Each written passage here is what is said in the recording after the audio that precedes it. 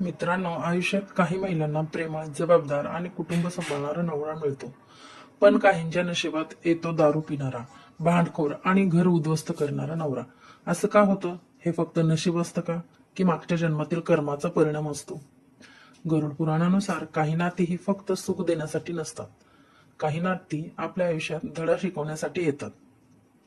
काही वेळा आपण ज्या दुःखातून जातो तेच आपल्याला मजबूत बनवत असतं. पण खरंच व्यसनी नवरा मिळणं म्हणजे मागच्या जन्माचं पाप आहे का? की यामागे दुसरंच गूढ सत्य दडलं आहे? आजच्या व्हिडिओमध्ये आपण गरुड पुराणानुसार या रहस्याचा संपूर्ण उलगडा करणार आहोत. त्यामुळे हा व्हिडिओ शेवटपर्यंत नक्की बघा, कारण ही माहिती प्रत्येक स्त्री आणि प्रत्येक कुटुंबासाठी खूप महत्वाची आहे. अनेक स्त्रियांच्या मनात एक प्रश्न वारंवार येतो. आयुष्यात चांगले संस्कार असतानाही काहींना व्यसनी, दारू पिणारा, रागी किंवा जबाबदारी न पाळणारा नवरा का मिळतो?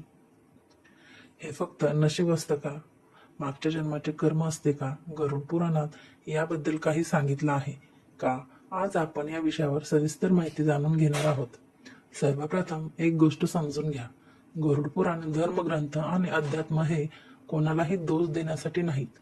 ते जीवन समजण्यासाठी, कर्माचे नियम समजण्यासाठी आणि योग्य मार्ग दाखवण्यासाठी आहेत. त्यामुळे तुला असा नवरा मिळाला म्हणजे तुझं पाप आहे असे सरळ निष्कर्ष काढणे चुकीचं आहे. गरुड पुराणानुसार प्रत्येक जीव आपले कर्माचे फळ भोगतो. हे कर्म फक्त मागच्या जन्माचे नसते, तर या जन्मातील निर्णय, संगत, विचार, वागणूक आणि परिस्थिती यांचाही त्यात समावेश असतो. म्हणजेच विवाहात मिळणारा जोडीदार हा केवळ शिक्षण नसतो, तर अनेक वेळा शिकवण, परीक्षा आणि आत्मजागृतीचा मार्ग असतो. कधी कधी एखाद्या स्त्रीला व्यसनी नवरा मिळतो कारण तिला स्वतःची शक्ती ओळखायची असते. ती आयुष्यभर इतरांसाठी जगलेली असते, स्वतःचा आवाज दाबलेला असतो. अशा वेळी कठीण नातं तिला स्वतःसाठी उभा राहायला शिकवतं. हे कर्मफळापेक्षा जीवनातील धडा असू शकतो. गरुड पुराणात व्यसनाबद्दल सांगितले आहे की दारू, जुगार, असत्य, हिंसा, लोभ, क्रोध आणि वासना हे मनुष्याला अधपतनाकडे नेतात. जो पुरुष सतत व्यसनात राहतो तो स्वतःचेच नव्हे तर कुटुंबाचेही नुकसान करतो. अशा व्यक्तीला पुढील जन्मात कठीण फळ मिळते असे सांगितले जाते. म्हणजेच व्यसनी नवरा मिळाला तर पत्नीचे पाप केले असे नाही. अनेक वेळा त्या पुरुषांचे स्वतःचे कर्म, त्यांची निवड, त्यांची संगत आणि संस्कार यामुळे तो त्या मार्गावर गेलेला असतो. पत्नी फक्त त्या परिस्थितीत अडकलेली असू शकते. काही लोक म्हणतात मागच्या जन्मी पतीचा अपमान केला असेल म्हणून या जन्मी वाईट नवरा मिळाला. पण हे सरसकट सत्य नाही. धर्मग्रंथ कोणालाही घाबरवण्यासाठी नसतात. कर्म खूप सूक्ष्म असते. एका घटनेवरून संपूर्ण आयुष्य ठरत नाही. गरुड पुराणानुसार काही कर्माचे परिणाम नात्यामधून येतात. जसे ज्याने इतरांच्या संसारात विघ्न आणले असेल त्याला स्वतःच्या संसारात क्लेश येऊ शकतात. ज्याने दुसऱ्याच्या अश्रूंवर आनंद घेतला असेल त्याला दुःखाची चव चाखावी लागू शकते. ज्याने विश्वासघात केला असेल त्याला नात्यात फसवणूक अनुभवावी लागू शकते. परंतु हे सर्व निश्चित नियम नसून कर्माच्या तत्वाचे उदाहरण आहे. कधी कधी व्यसनी नवरा मिळणे हे स्त्रीच्या चुकीपेक्षा समाजातील चुकीच्या निवडीमुळेही होते. लग्न करताना फक्त पैसा, नोकरी, घर, बाह्यरूप, नातेवाईकांचा दबाव यावर निर्णय घेतला जातो. स्वभाव, सवयी, जबाबदारी, राग, व्यसन आहे का नाही हे तपासले जात नाही. मग नंतर अडचणी येतात. गरुड पुराण आपल्याला सांगते की निर्णय घेताना विवेक वापरा. अंधश्रद्धा, लोभ, दिखावा, घाई या कारणाने घेतलेले निर्णय दुःख देतात. व्यसनी नवरा मिळाल्यावर स्त्रीने काय करावे? सर्वप्रथम स्वतःला दोष देणे थांबवावे. मी पापी आहे म्हणून असं झालं असे मानू नये, कारण दोषी तो आहे जो व्यसन करतो, त्रास देतो, जबाबदारी टाळतो. दुसरे म्हणजे शांतपणे परिस्थिती समजून घ्यावी. त्याला खरंच बदलायचं आहे का? तो उपचार घ्यायला तयार आहे का? तो घराची जबाबदारी मान्य करतो का? तो हिंसक आहे का? हे पाहणे आवश्यक आहे. जर पुरुषाला बदलायची इच्छा असेल तर त्याला साथ द्यावी. समुपदेशन, डॉक्टर, व्यसनमुक्ती केंद्र, कुटुंबांचा आधार, सकारात्मकता वातावरण यामुळे बदल शक्य असतो.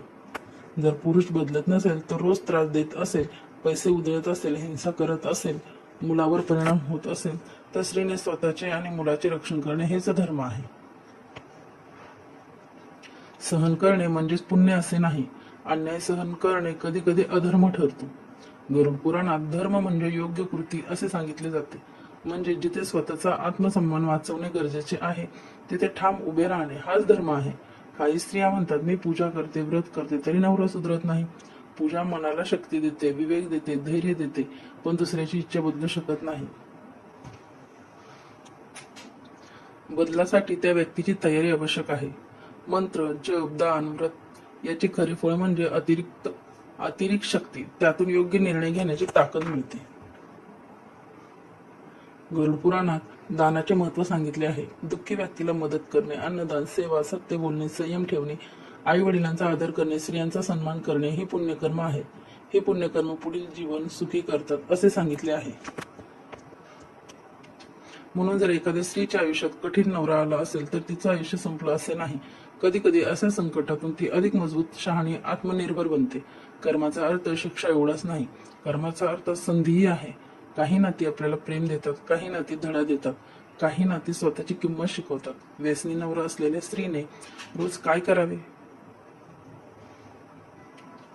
सकाळी मन शांत ठेवावे, घरातील आर्थिक स्थिती हातात घ्यावी, स्वतःचे पैसे साठवावेत, मुलांचे शिक्षण सुरक्षित ठेवावे, विश्वासू लोकांशी संपर्कच ठेवावा, गरज पडल्यास कायदेशीर सल्ला घ्यावा, शारीरिक हिंसा सहन करू नये.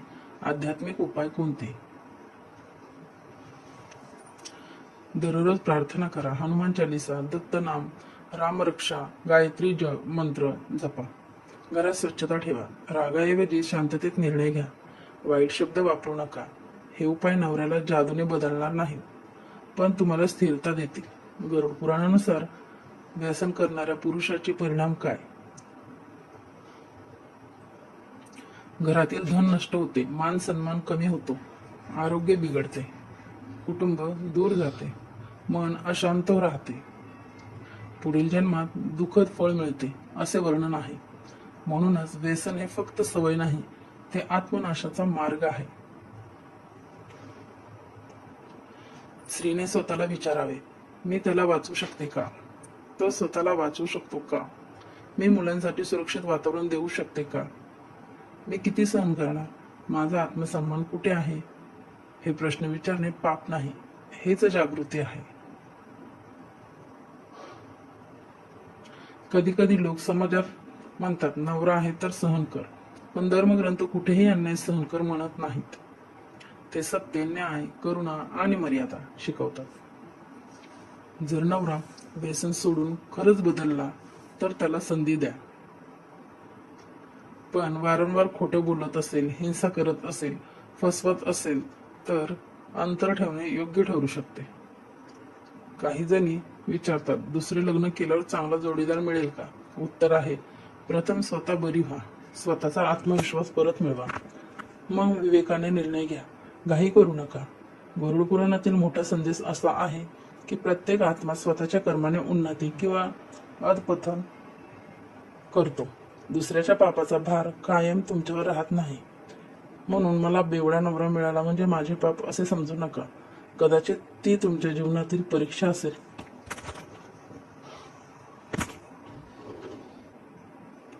कदाचित स्वतःला ओळखण्याची वेळ असेल. कदाचित चुकीच्या गोष्टीपासून बाहेर पडण्याची हाक असेल. तुमचे भविष्य अजूनही तुमच्या हातात आहे. आजपासून स्वतःला कमी समजू नका, दुःखाला नसीब समजू नका, अन्यायाला धर्म समजू नका, भीतीला प्रेम समजू नका. स्वतःचा सन्मान करा, योग्य निर्णय घ्या, देवावर श्रद्धा ठेवा आणि कर्माने पुढे चला. शेवटी एवढंच, वाईट नवरा मिळाला म्हणून आयुष्य वाईट ठरत नाही. योग्य वेळी जागे झालात तर उरलेले आयुष्य सुंदर होऊ शकतं. धैर्य ठेवा, विवेक ठेवा आणि स्वतःवर विश्वास ठेवा. मित्रांनो, जर ही माहिती तुम्हाला उपयुक्त वाटली असेल तर व्हिडिओला लाईक करा, शेअर करा आणि चॅनलला सबस्क्राईब करा. अशाच आध्यात्मिक, जीवन बदलणाऱ्या आणि सत्य माहितीसाठी आपल्या परिवाराचा भाग बना. लक्षात ठेवा, नशिबापेक्षा मोठं असतं कर्म आणि दुःखापेक्षा मोठा असतो धैर्याचा मार्ग.